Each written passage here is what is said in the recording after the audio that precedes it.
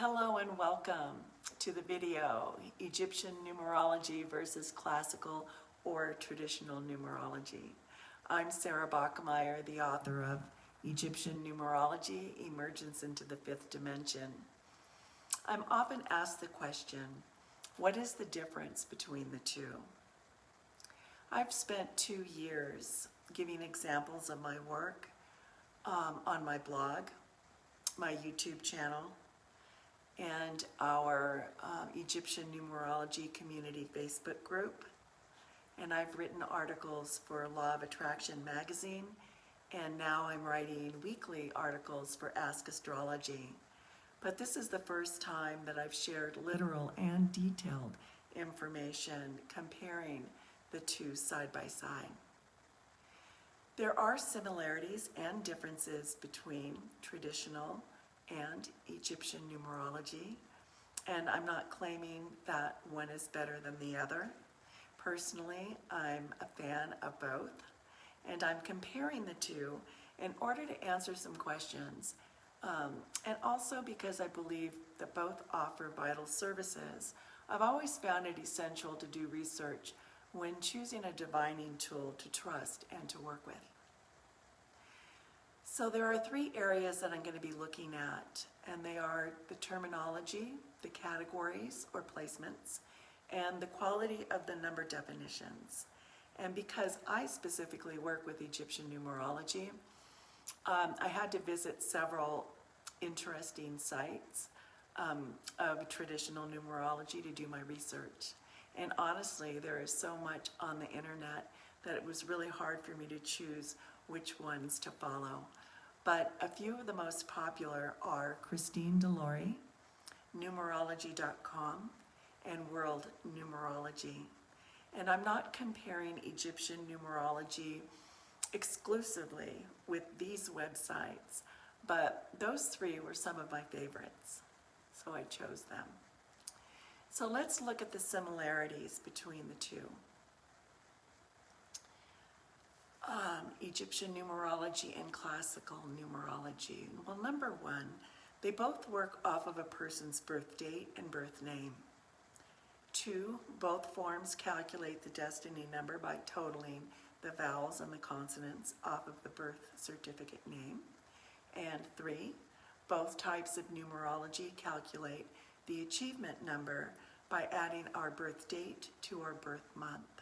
And the rest of the information differs in either the terms, calculations, or the definitions. You might notice right away that the terminology referring to categories between these 2 types are similar but indicate different things when comparing traditional to Egyptian numerology.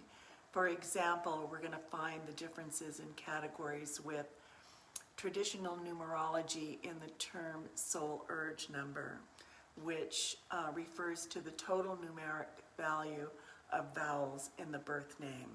But they also use the term heart's desire to describe the numeric value of the vowels in the birth name.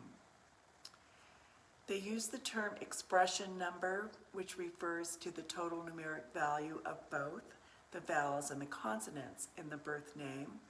But they also use the same term they use the term destiny number to describe the same thing. Now, your life path number is used to describe your life path, but they also use the same numeric calculation to describe your life purpose and karmic debt numbers.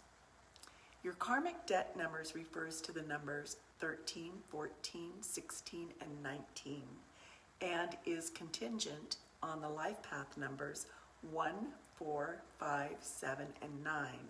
So again, they're using the same number as your life path to describe your karmic debt. And I don't know how these particular numbers were chosen to be karmic, but it appears to be very standard in traditional numerology. I researched the origin of karmic debt numbers, and I couldn't find where or how these particular numbers were chosen. Now, your karmic lesson number is different from your karmic debt number. Your karmic lesson in traditional numerology is calculated by noticing what number values are missing in your birth name. And your personality number is the total of the consonants in your birth name. You're going to want to note that in classic numerology, the Pythagorean method is used to calculate the numeric value of your birth date and name. And you'll notice that in some cases, different terms are used to describe the same category, which I kind of found a little misleading because it makes one believe that there is more to this numerology than what they actually offer. For instance, your life path, your karmic debt, and your life purpose numbers are all taken off the same calculation using your life path number. In classic numerology, your life path number is the most important number in your birth chart. In Egyptian numerology, now we're switching, most of the terminology is the same as traditional numerology, but used to describe different categories, so it can be kind of confusing. Each category in Egyptian numerology has only one term, and they use different calculations, so nothing is duplicated. And this means that your life path number is simply your life path number, and your karmic lesson number and life purpose number have a unique calculation representing their individual placements. Your life path number is important in Egyptian numerology, but equally important as your karmic lesson and life purpose numbers. Egyptian numerology also uses the Pythagorean method to calculate your destiny number, but your soul life path is calculated by adding your birthday first, then the month, followed by the year, in that order. In Egyptian numerology, the terms and categories are as follows. This is a birth chart. Your soul urge number is your day of birth. Your life path number is the total of your day, month, and year of birth. Your karmic lesson is produced using an ancient Egyptian astrological chart, and it is carefully selected using your astrological sun sign. Your karmic lessons are carried over from past lives, and contrary to traditional numerology, Egyptian numerology believes that the numbers missing in your birth name are your strongest assets and not your karmic lessons. And the reason why they are not present in the numeric arithmancy of your birth name is simply because you do not need to work through the essence of these frequencies in this lifetime.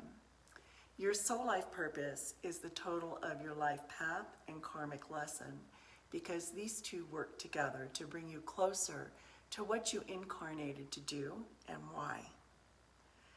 Your heart's desire is the total numeric value of the vowels in your birth name, and your expression number is your personality number, and it is the total numeric value of the consonants in your birth name. Your destiny number is the total numeric value of both the vowels and the consonants in your birth name. A numeric example of Egyptian numerology versus traditional numerology using the random birth date of January 23rd, 1978. So Egyptian numerology would calculate this birth chart as follows. Your soul urge number would be the number 23. Your achievement number would be the number 6. Your soul life path number would be the master number 22-4. Your karmic lesson number taken off this chart would be the number 3. And your soul life purpose would be the number 7. In traditional numerology, using the free online calculator with the same birth date, we're going to find that your life path number is the number 4, your karmic debt is the number 13, or the number 4, Your soul life purpose is the number 4, the same as your life path, and your achievement number is the number 6. So when we review the comparison, classical numerology uses the same number frequency for more than one category, calling it different terms to change the description. It uses your life path number to determine your karmic debt and your life purpose. It uses the terms soul urge and heart's desire to describe the same category, which is the vowels in your birth name. It uses the terms destiny and expression number to refer to the same category, which is the total of consonants and vowels in your birth name. When doing a reading on your birth chart, there are a total of 4 different categories, but just using 2 calculations, which are your life path number and your achievement number. Traditional numerology only recognizes the master numbers 11, 22, and in some cases, the master number 33. So now in a birth chart reading with Egyptian numerology, we have 5 different categories using only one term for each placement. It does not double up the category with different terms, and it uses 5 original calculations, including your soul urge number, achievement number, life path number, karmic lesson number, and soul life purpose number. Your karmic lesson and life purpose is unique to numerology due to the use of the Egyptian astrological chart, which determines your karmic lesson. It refers to your day of birth as your soul urge number, and it recognizes the master numbers in all categories, 11 through to 99. Your karmic lesson is a number off of an ancient astrological chart, carried over from past lives, and it is not derived from your life path number. Your soul life purpose number is the total of the life path and karmic number, which gives it a unique understanding found only in Egyptian numerology. The term heart's desire number refers to the vowels in your birth name. Your expression number refers to the consonants in your birth name, and your destiny number refers to just your destiny. Now that I've covered the similarities and the differences between the terminology, the categories found in a birth chart reading, let's take a look at the number descriptions found between classical and Egyptian numerology. Classical numerology has a main focus on the duality of each of the numbers, meaning they take a look at the good and bad, or strong and weak focus found in each number personality. And because it uses the life path number to describe your karmic debt and your life purpose, it offers more in terms of qualities, talents, ambitions, and challenges. The life path also exposes why events occurred past, present, and future. It describes the personality of each number, the attributes of each number, and the challenges that a specific number energy could possibly face. If you are just starting out in your spiritual journey, traditional numerology can offer you a description and much clarity on what your strengths and weaknesses are. They work with the single-digit numbers 1 through 9 and recognize master numbers 11, 22, and 33. And this was beneficial to me when I first researched my life path number, because it gave me a glimpse of what I really needed to work on and work through. But like astrology, it is really important not to use numerology to classify types of people in categories of good and bad or strong and weak, because, excuse me, every individual has so much more substance and spiritual influence than what is projected through a life path number and descriptions based on words. I originally started Egyptian numerology because after years of working with traditional numerology, I became disenchanted with most divining tools still operating in the third and fourth dimensional thought process. Because as we evolve on our spiritual journey, we move out of thinking in terms of good and bad, strong and weak.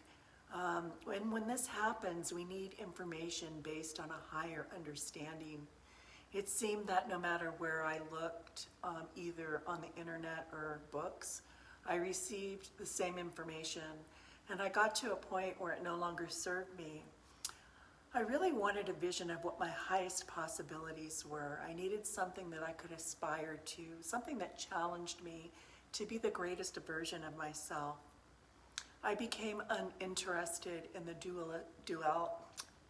duality nature of number frequencies. I didn't want information that described me anymore, but rather information that inspired me to reach higher than I previously thought possible. My personal journey is in my book, Egyptian Numerology, Emergence into the Fifth Dimension. I found what I was looking for in ancient wisdom and sacred truths, knowledge that withstands the tests of time. Egyptian numerology recognizes the individual dark and light life force as the total self and not isolated into good and bad aspects. And this offers an elevated vision of completeness and wholeness for me and others as well. It also describes an individual's gifts, talents, and unique abilities, and there are more calculations in a birth chart that intertwine the discussion of events occurring in one's life concerning the past, present, and future. Because Egyptian numerology bypasses the need to explain the negative versus the positive influences of number frequencies, it allows for the possibility of involving several elements that support awareness of vibrations in general. Egyptian numerology uses Pythagoras' findings that everything is connected through the resonance frequency. Therefore, we can use sound, color, animals, chakras, angels, or spirit guides associated with specific number vibrations to enhance, expand, and encourage spiritual evolution. In conclusion, if you are seeking information about yourself that requires your strengths and weaknesses, utilizing your abilities and recognizing your challenges, then classical numerology is a wonderful resource and a perfect place to begin. If you are seeking information that encourages, confirms, and challenges you to remove the veil of illusions, utilize the abilities that you were born with, and become the highest version of yourself, then Egyptian numerology is a fruitful journey to explore. So I hope this information was helpful and not too confusing. If you would like to learn more about Egyptian numerology, you can refer to my book, Egyptian Numerology, Emergence into the Fifth Dimension, or you can visit my website at www.egyptiannumerology.org. I want to thank you for joining me on this fabulous journey. Namaste.